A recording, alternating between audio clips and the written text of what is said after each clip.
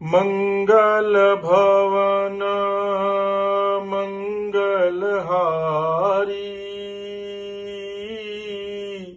द्रवं सुदशरथ अजर बिहारी। राम सिया राम जय जय राम। राम सिया राम जय जय राम। भक्तजनों, श्री सीताराम। आज रामचरितमानस में जिस प्रसंग की मैं चर्चा कर रहा हूं, ये अयोध्या कांड की चर्चा है। और अयोध्या कांड के शुरू में जो श्लोक है उसको हमेशा गुनगुनाइए, क्योंकि बहुत ही महत्वपूर्ण है। और प्रभु के रूप का वर्णन इसमें बाबा तुलसीदास जी ने किया है।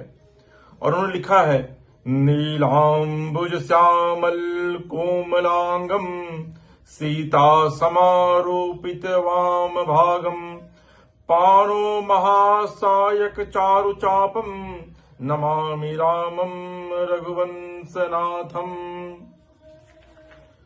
यानी कि नीले कमल के समान श्याम और कोमल जिनके अंग हैं, श्री सीता जी जिनके वाम भाग में विराजमान हैं और जिनके हाथों में क्रमशः अमोघ बाण और सुंदर धनुष हैं, उन रघुवंश के स्वामी श्री रामचंद्र जी को मैं नमस्कार करता हूं। तुलसीदास जी ने विधिवत अयोध्या कांड जब आप रामायण में पढ़ेंगे तो अयोध्या कांड की शुरुआत ही प्रभु राम के इस चरित्र चित्रण से बाबा तुलसीदास जी ने की है। और इसके बाद अमूमन एक दोहा जो हम सब लोग गुनगुनाते हैं, लेकिन लोगों को यह पता नहीं है कि ये दोहा कितना महत्वपूर्ण है और तुलसीदास जी ने इसकी रचना क्यों की।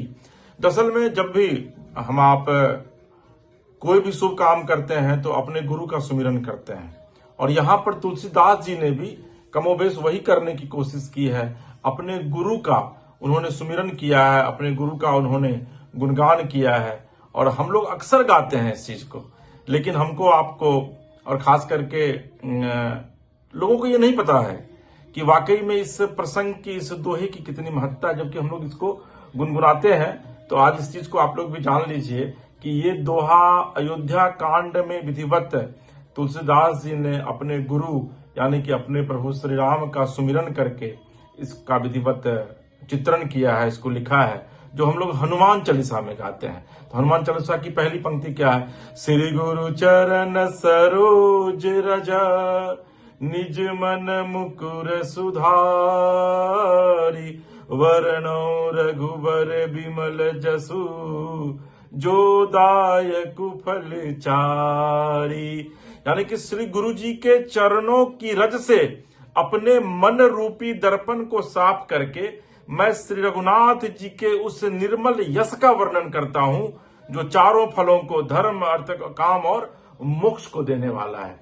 तो ये देखिए प्रभु का जो वर्णन किए हैं तुलसीदास जी, तो हनुमान चालीसा में विधिवत है इसकी। और इस दोहा को हम लोग सब लोग गुनगुनाते हैं, लेकिन हम लोग को यह नहीं पता होता है कि अयोध्या कांड की जो रचना प्रभु राम को लेकर के तुलसीदास जी ने की है, तो वो प्रभु की वंदना जो है वो इसी के माध्यम से करते हैं, इसी दोहे के माध्यम से करते हैं।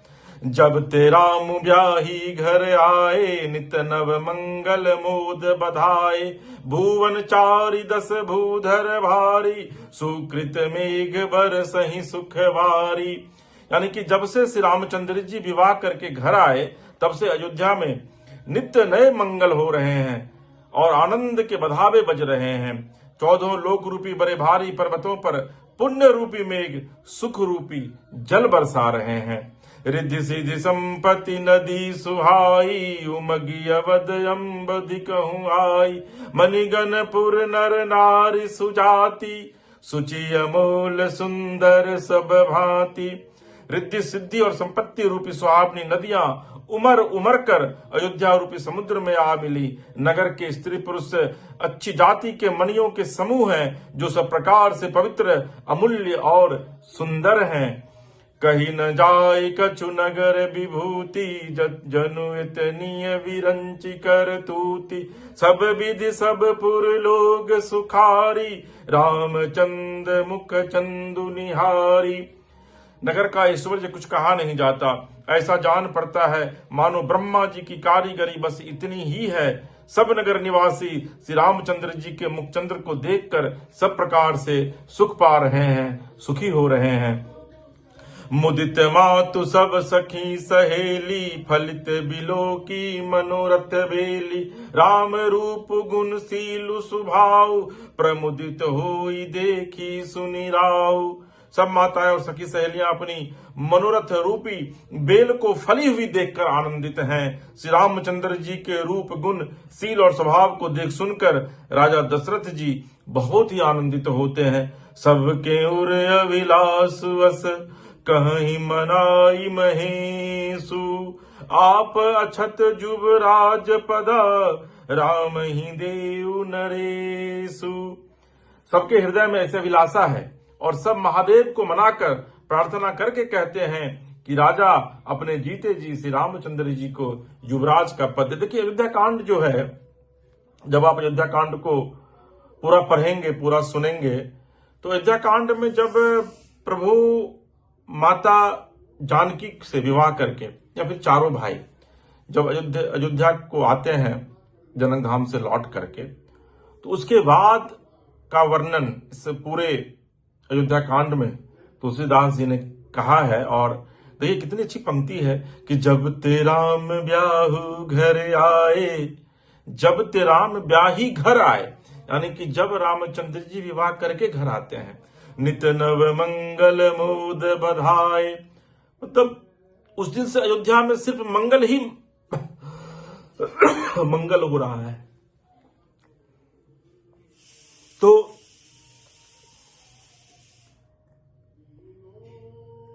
एक समय सब सहित समाजा, राज सवा रघुराजु विराजा। सकल सुकृत मूरति नर नाहु, राम सुजस सुनि अति उछाहु। एक समय रघुकुल के राजा दशरथ जी अपने सारे समाज सहित राजसभा में विराजमान थे।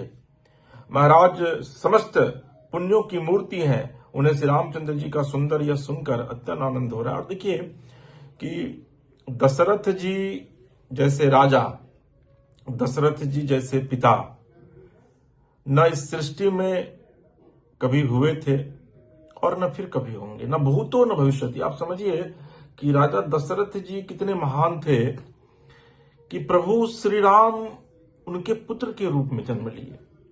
तो दशरथ जी की व्याख्या क्या की जाए। चक्रवर्ती थे, सत्यवर्ती राजा हरिश्चंद्र जिन्होंने सपने में अपना सब कुछ दान दे दिया था, दशरथ जी के वंशज है। समझिए आप, दशरथ जी उन्हीं के वंश में जन्म लिए। तो दशरथ जी कोई सामान्य व्यक्ति नहीं थे, क्योंकि किसी सामान्य व्यक्ति के कोख में कोई भी भगवान जन्म नहीं लेते हैं। प्रभु श्री राम को भी अगर कोख चुनना था तो उन्होंने दशरथ जी और माता कौशल्या के ही कोख को चुना। तो दशरथ जी के विषय में कभी भी उनको नाम लेकर के नहीं बुलाना चाहिए। तुलसीदास जी ने खुद लिखा भी है, और इसलिए तुलसीदास जी हमेशा चक्रवर्ती जी उनको कहते हैं, क्योंकि प्रभु के पिता हैं, वो करुणा निधान के पिता हैं। नृप सब रहहि कृपा विलासे, लोक कप करहि प्रीति रुख राखे। त्रिभुवन तीन काल जग माही, भूरि भाग दशरथ सम नाहि। सब राजा उनकी कृपा चाहते हैं और लोकपालगण उनके रूप को रखते हुए अनुकूल होकर प्रीति करते हैं। पृथ्वी आकाश पाताल तीनों भुवनों में और भूत भविष्य वर्तमान तीनों कालों में दशरथ जी के समान बरभागी और कोई नहीं है। मंगल मूल राम सुत जासु, जो कछु कही यथोर सबुतासु। राय सुभाय मुकुरु कर लिन्हा, बदनु बिलो की मुकुटु समकिन्हा। मंगलों के मूल श्री रामचंद्र जी जिनके पुत्र हैं, उनके लिए जो कुछ कहा जाए वो सब थोड़ा है। राजा ने स्वाभाविक ही हाथ में दर्पण ले लिया और उसमें अपना मुंह देखकर मुकुट को सीधा किया। अब देखिए, और मैं आपको बताऊं कि 11 साल जब प्रभु रामचंद्र जी माता जानकी को विवाह करके अयोध्या लाते हैं तो 11 साल तक वहां मंगल मनाया जाता है। समझिए कि क्या है अयोध्या। और अयोध्या, यही वजह है कि अयोध्या को देख करके स्वयं इंद्र भी, भगवान इंद्र भी जो है वो सिहाते थे। इतनी अच्छी नगरी है कि 11 साल तक वहां प्रभु के विवाह को लोगों ने आनंद के रूप में मनाया। श्रवण समीप भय सित केसा, मनहु जरठ पनु अस उपदेशा, नृप जुबराजु राम कहूं देहु, जीवन जन्म लाहु किन लेहु। देखा कि कानों के पास बाल सफेद हो गए हैं, मानो बुढ़ापा ऐसा उपदेश कर रहा है कि हे राजन, श्री रामचंद्र जी को युवराज पद देकर अपने जीवन और जन्म का लाभ आप क्यों नहीं लेते। देखिए, जो उम्र जब बीतती है ना, तो मेरा भी जो आप देख रहे हैं ना, ये सब पूरा व्हाइट है, इसको काले कलर से मैंने रंग लिया है। नहीं रंगना चाहिए, क्योंकि हम अगर रंग लेंगे ना तो फिर, मैं एक आपको कहानी बताता हूं। एक परिवार था, उस परिवार में दादाजी थे, वो भी अपने बाल को रंगते थे। दादाजी के जो बेटे थे वो भी अपने बाल को रंगते थे। तो एक दिन उनके जो बेटे थे, नहीं, उनका जो पोता था, वो देखा कि भाई मेरे पिताजी, मेरे दादाजी और मेरे परदादाजी तीनों बाल को रंग रहे हैं। तो बच्चा क्या किया कि वो भी जाकर के वो काला कलर ले लिया और वो भी अपने बाल को रंगने लगा। तो घर में सभी लोगों ने देखा तो सभी लोग उससे छीन लिए और बोले कि ऐसा क्यों कर रहे हो यार, तुम क्यों रंग रहे हो।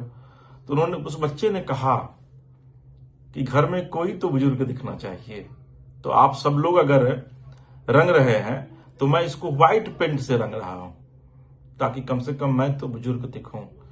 तो उम्र किसी को नहीं छोड़ता है। लेकिन आपको मैं बताऊं कि प्रभु श्री राम जी के विषय में कहा जाता है कि प्रभु श्री राम जी 12,000 साल इस धरती पर अपना जीवन जिए थे, जिसमें कि 10,000 साल उन्होंने अपना जीवन जिया और 2,000 साल उन्होंने अपने पिताजी का जीवन जिया, क्योंकि चक्रवर्ती जी 2,000 साल पहले ही इस सृष्टि से चले गए थे। तो प्रभु श्री राम जिस तरीके से युवा अवस्था में थे, तो वो 12वें हजार साल में भी उसी युवा अवस्था में थे, क्योंकि स्वयं नारायण है, स्वयं परब्रह्म है। तो परब्रह्म कभी भी बुजुर्ग नहीं हो सकते हैं। तो प्रभु राम जी और कृष्ण जी, उनके विषय में कहा जाता है कि धरती पर जो प्रभु के जो ये 2 अवतार हैं, उनको, वो बुजुर्ग नहीं हुए कभी भी, उनका बाल कभी भी व्हाइट नहीं हुआ, उनके शरीर पर कभी झुर्रियां नहीं पड़ी, क्योंकि वो परब्रह्म है। लेकिन दशरथ जी का जो बाल था, जब वो आईने में देख रहे हैं तो देख रहे हैं कि कान के पास उनका एक बाल जो है वो पका हुआ है, पक गया है। यह विचार उर आनी, नृप सुदिन सुअवसर उपाई, प्रेम पुलक तन मुदित मना, गुरहि सुनाय उजाई। हृदय में यह विचार लाकर युवराज पद देने का निश्चय कर राजा दशरथ जी ने शुभ दिन और सुंदर समय पाकर प्रेम से पुलकित शरीर हो आनंद मग्न मन से उसे गुरु वशिष्ठ जी को जा सुनाया।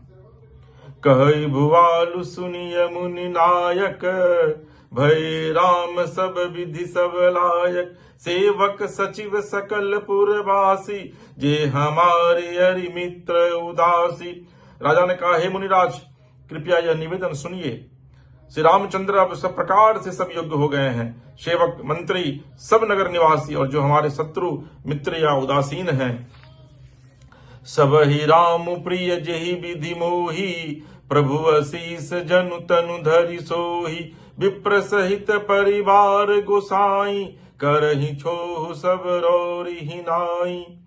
सभी को श्री रामचंद्र जी वैसे ही प्रिय हैं जैसे वे मुझको हैं। उनके रूप में आपका आशीर्वाद ही मानो शरीर धारण करके शोभित हो रहा है। हे स्वामी, सारे ब्राह्मण परिवार सहित आपके ही समान उन पर स्नेह करते हैं। ये दशरथ जी कह रहे हैं, दशरथ जी से गुरु वशिष्ठ जी कह रहे हैं ये बात। जब गुरु वशिष्ठ जी के पास जाकर दशरथ जी कहते हैं कि मैं रामचंद्र जी को अब युवराज का पद देना चाहता हूं, राजा का पद देना चाहता हूं, तो उसके बाद वशिष्ठ जी कहते हैं कि जिस तरह वो आपको प्रिय है महाराज चक्रवर्ती जी, उसी तरीके से वो पूरे अयोध्यावासी को भी प्रिय है और वो मुझे भी उतने ही प्यारे हैं जितने की प्रिय आपके हैं। जे गुर चरण रेणु सिर धरही, तेजनु सकल विभव बस करही, मोहि समियहु अनुभयउ न दूजे, सब पायउ रज पावनि पूजे। जो लोग गुरु के चरणों की रज को मस्तक पर धारण करते हैं वे मानो समस्त ऐश्वर्य को अपने वश में कर लेते हैं। इसका अनुभव मेरे समान दूसरे किसी ने नहीं किया। आपकी पवित्र चरण रज की पूजा करके मैंने सब कुछ पा लिया। उस पर चक्रवर्ती जी गुरु वशिष्ठ जी से कहते हैं, इस पूरी सृष्टि में जिस किसी ने भी गुरु के चरणों के रज को मस्तक पर धारण किया, समझिए उसका उद्धार हो गया। इसीलिए कहा गया है कि गुरु जो है वो सबसे बड़े हैं, माता पिता भगवान सबसे बड़े हैं। गुरुर् ब्रह्मा गुरुर्विष्णु गुरुर्देवो महेश्वर, या साक्षात पर ब्रह्म तस्मै श्री गुरुवे नमः। और इससे जुड़ी कहानियां भी हैं महादेव के साथ जुड़ी हुई कि किस तरीके से जब एक शिष्य महाकाल में गुरु वहां प्रणाम कर रहे थे, शिव की वंदना कर रहे थे, और शिष्य जाकर गुरु को प्रणाम नहीं करके शिव की वंदना करने लगा तो शिव ने उनको श्राप दिया था। और उसमें कई किंवदंतियां, कहा जाता है कि काकभुसुंडी जी महाराज जो हैं, जो नीलगिरी पर्वत पर रामायण सुनाते हैं, रामकथा सुनाते हैं, उनको गुरु ने ही श्राप दिया था कि तू जा कौवा बन जा, क्योंकि वहां पर उन्होंने गुरु को प्रणाम नहीं किया था, पहले शिव को प्रणाम किया था। एक कहानी और है कि नमामि समीसान निर्वाण रूपम विभुम व्यापकम ब्रह्म वेदस्वरूपम, जो आप सुनते हैं। इसके पीछे भी कहा गया है कि एक शिष्य जब मंदिर में गया तो उसने पहले गुरु को प्रणाम नहीं करके शिव को प्रणाम किया, तो शिव ने श्राप दिया कि तुम मंदिर से निकलोगे और अभी त्रिशूल तुम्हारे ऊपर गिरेगा मंदिर का। तब फिर गुरु ने विधिवत शिव की यह वंदना की थी, नमामि समीसान निर्वाण रूपम विभुम व्यापकम ब्रह्म वेदस्वरूपम। और उसके बाद फिर शिव प्रसन्न होकर के उनको आशीर्वाद देते हैं और फिर वो कहते हैं कि कम से कम मेरा वो शिष्य है प्रभु और आपका भी बहुत प्रिय है, त्रिशूल गिरेगा तो उसकी मौत हो जाएगी, तो कुछ आप अपने वचन को वापस ले लीजिए, अपने श्राप को वापस लीजिए। तो फिर शिव कहते हैं, मैं चूंकि मैंने जो कह दिया है उसको मैं वापस नहीं ले सकता हूं, लेकिन वो त्रिशूल गिरेगा लेकिन उसके सर पर नहीं गिर करके उसके चरण पर गिरेगा। तो गुरु की ये महत्ता है। अब अभिलाषु एक मन मोरे, पूजी नाथ अनुग्रह तोरे, मुनि प्रसन्न लखि सहज सनेहु, कहे नरेश रजाय सुदेहु। अब मेरे मन में बस एक ही अभिलाषा है, हे नाथ, वह भी आप ही के अनुग्रह से पूरी होगी। राजा का सहज प्रेम देखकर मुनि ने प्रसन्न होकर कहा, नरेश आज्ञा दीजिए, कहिए क्या अभिलाषा है। राजन राउर नाम जपु, सब अभिमत दातार, फल अनुगामी महीप मनी, मन अभिलाषु तुम्हार। हे राजन, आपका नाम और यश संपूर्ण मनचाही वस्तुओं को देने वाला है। हे राजाओं के मुकुटमणि, आपके मन के विलासा फल का अनुगमन करती है, अर्थात आपके इच्छा करने के पहले ही फल उत्पन्न हो जाता है। ये गुरु वशिष्ठ जी चक्रवर्ती जी से कहते हैं, सब विधि गुरु प्रसन्न जी जानी, बोले उराउ रहसि मृदुबानी, नाथ राम करियहि जुबराजु, कहिए कृपा करिय समाजु। अपने जी में गुरु जी को प्रसन्न, सब प्रकार से प्रसन्न जानकर हर्षित होकर राजा कोमल वाणी से बोले, हे नाथ, श्री रामचंद्र जी को युवराज कीजिए, कृपा करके कहिए, आज्ञा दीजिए तो तैयारी की जाए। मोहि अछत यहु होई उछाहु, लहहि लोग सब लोचन लाहु, प्रभु प्रसाद शिव सबई निवाहि, यह लाल सा एक मन माहि। मेरे जीते जी आनंद उत्सव हो जाए, जिससे सब लोग अपने नेत्रों का लाभ प्राप्त करें। प्रभु, आपके प्रसाद से शिव जी ने सब कुछ निभा दिया, सब इच्छाएं पूर्ण कर दी, केवल यही एक लालसा मन में रह गई है। पुनि न सोच तनु रहु कि जाऊ, जेहि न होई पाछे पछताऊ, सुनि मुनि दशरथ बचन सुहाए, मंगल मोद मूल मन भाए। इस लालसा के पूर्ण हो जाने पर फिर से मोद मूल मन भाए। इस लालसा के पूर्ण हो जाने पर फिर सोच नहीं शरीर रहे या चला जाए, जिससे मुझे पीछे पछतावा न हो। दशरथ जी के मंगल और आनंद के मूल सुंदर वचन सुनकर मुनि मन में बहुत प्रसन्न हुए। सुनु नृप जासु विमुख पछिताहि, जासु भजन बिनु चरनी न जाहि। भयो तुम्हार तनय सोई स्वामी, राम पुनित प्रेम अनुगामी। वशिष्ठ जी ने कहा, हे राजन सुनिए, जिनसे विमुख होकर लोग पछताते हैं और जिनके भजन की बिना जी की जलन नहीं जाती, वही स्वामी सर्व लोकमेश्वर श्री राम जी आपके पुत्र हुए हैं, जो पवित्र प्रेम के अनुगामी हैं। श्री राम जी पवित्र प्रेम के पीछे पीछे चलने वाले हैं, इसी से तो प्रेम बसु आपके पुत्र हुए हैं। बेगी विलंबु न करिय नृप, साजिय सबुई समाजु। सुदिन सुमंगलु तब ही जब, राम हो ही जुबराजु। हे राजन, अब देर न कीजिए, शीघ्र सब सामान सजाइए। शुभ दिन और सुंदर मंगल तभी है जब श्री रामचंद्र जी युवराज हो जाएं, अर्थात उनके अभिषेक के लिए सभी दिन शुभ और मंगलमय है। मुदित महीपति मंदिर आए, सेवक सचिव सुमंत्र बुलाए।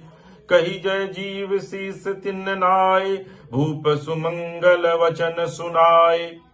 राजा आनंदित होकर महल में आए और उन्होंने सेवकों को तथा मंत्री को सुमंत्र को बुलवाया। उन लोगों ने जय जीव कहकर सिर नवाया। तब राजा ने सुंदर मंगलमय वचन श्री राम जी को युवराज पद देने का प्रस्ताव सुनाया। जो पाच ही मत लागे नीका, करहूं हरसि राम ही टीका। और कहा, यदि पंचों को आप सबको यह मत अच्छा लगे तो हृदय में हर्षित होकर आप लोग श्री रामचंद्र जी का राज तिलक कीजिए। मंत्री मुदित सुनत प्रिय बानी, अभिमत वीरव परे जनु पानी। बिनती सचिव करहि कर जोरी, जियहु जगत पति बरिस करोरी। इस प्रिय वाणी को सुनते ही मंत्री ऐसे आनंदित हुए मानो उनके मनोरथ रूपी पौधे पर पानी पड़ गया हो। मंत्री हाथ जोड़कर विनती करते हैं कि हे जगतपति, आप करोड़ों वर्ष जिए। जय मंगल भल काजू बिचारा, बेगिय नाथ न लाइय बारा।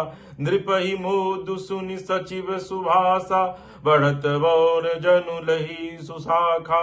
अपने आपने जगत भर का मंगल करने वाला भला काम सोचा है। हे नाथ, शीघ्रता कीजिए, देर न लगाइए। मंत्रियों की सुंदर वाणी सुनकर राजा को ऐसा आनंद हुआ मानो बढ़ती हुई बेल सुंदर डाली का सहारा पा गई हो। कही भूप मुनि राज कर, जोई जोई आयस होई। राम राज अभिषेक हिता, बेगी करहु सोई सोई। राजा ने कहा, श्री रामचंद्र जी के राज्याभिषेक के लिए मुनिराज वशिष्ठ जी की जो जो आज्ञा थी, आप लोग वो सब तुरंत कीजिए। हर्षि मुनीस कहे मृदुवानी, आनहु सकल सुतीरथ पानी। औषध मूल फूल फल पाना, कहे नाम गनि मंगल नाना। मुनिराज ने हर्षित होकर कोमल वाणी से कहा कि संपूर्ण सृष्टि तीर्थों का जल ले आइए। फिर उन्होंने औषधि, मूल, फूल, फल और पत्र आदि अनेकों मांगलिक वस्तुओं का नाम गिनकर बताए।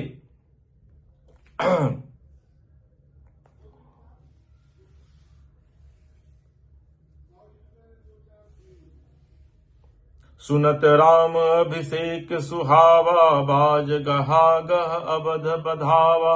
राम सिय तन सगुन जनाए, हर कहीं मंगल अंग सुहाए। श्री रामचंद्र जी के राज्याभिषेक की सुहावनी खबर सुनते ही अवध भर में बड़ी धूमधाम बजावे बजने लगे। श्री रामचंद्र जी और सीता जी के शरीर में भी शुभ शकुन सूचित हुए। उनके सुंदर मंगल अंग फरकने लगे। पुलक सप्रेम परस पर कहीं, भरत आगमन सूचक अहि।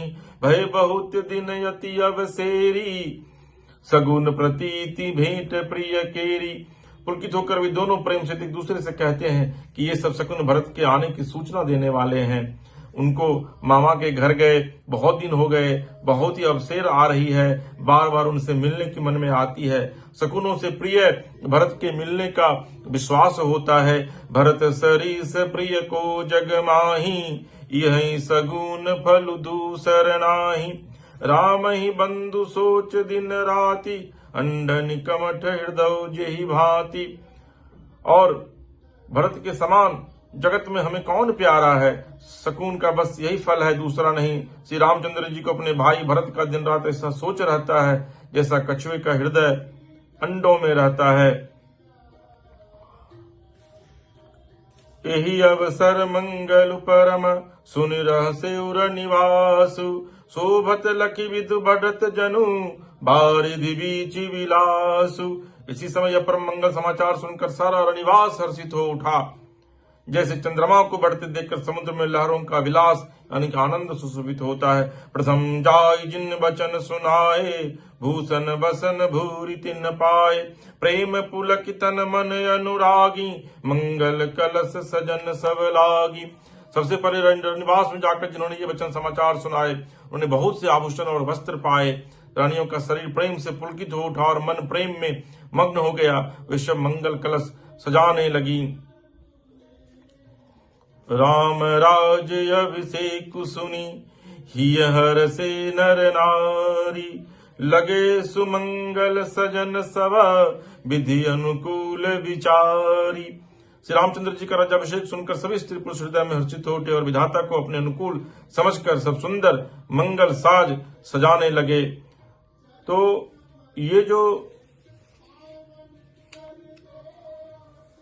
अद्भुत प्रसंग है, जिसकी व्याख्या मैंने अभी आपके पास की कि किस तरीके से राजा दशरथ जी खुद गुरु वशिष्ठ जी को बुलाकर कहते हैं कि राम के राज्याभिषेक की तैयारी कीजिए, और उसके बाद पूरी अयोध्या में जो है वो लोग सुनकर के काफी हर्षित हो उठते हैं।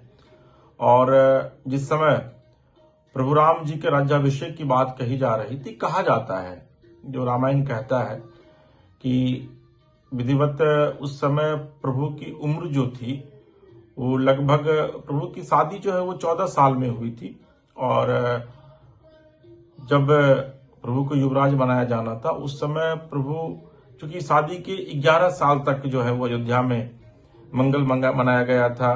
कहा जाता है कि सूर्य भगवान जो है 1 महीने तक डूबे ही नहीं थे, वो अयोध्या के ऊपर ही थे। लोग लगातार जो है वो प्रभु की शादी का को एंजॉय कर रहे थे, प्रभु की शादी में मग्न थे। तो जब प्रभु राम के राज्याभिषेक की तैयारी हो रही थी, तो ऐसा कहा जाता है कि प्रभु की उस समय उम्र 24 साल थी। कुछ लोग कहते हैं कि नहीं, प्रभु की शादी जो है वो 11 साल में ही हो गई थी। तो इसमें कुछ भ्रांतियां हैं कि वाकई में प्रभु की शादी जो है वो कितनी उम्र में हुई थी और प्रभु का राज्याभिषेक। लेकिन ये कहा जाता है कि प्रभु का राज्याभिषेक जो है जिस समय हो रहा था, उसमें वाकई में प्रभु जो है वो 20 से 24 साल के बीच में थे। तो इस प्रसंग की चर्चा विधिवत तुलसीदास जी ने अयोध्या कांड में की है। आपको अगर ये हमारा प्रसंग अच्छा लगे तो आप मानस कथा रामायण जो हमारा YouTube चैनल है उसको आप सब्सक्राइब कीजिए, लाइक कीजिए, शेयर कीजिए, कमेंट बॉक्स में जाकर कमेंट कीजिए। और अगर आप अपने इलाके में राम कथा का पाठ कराना चाहते हैं, नवा कथा ना कराना चाहते हैं, एक शाम प्रभु राम के नाम कराना चाहते हैं, तो आप नीचे दिए गए नंबर पर जो है वो आप संपर्क कर सकते हैं। मंगल भवन मंगल हारी, द्रवहु सुदशरथ अजर बिहारी। हरे राम राम राम, सीता राम राम राम। हरे राम राम राम, सीता राम राम राम। हरे राम राम राम, सीता राम राम राम। सीता राम राम राम, सीता राम राम।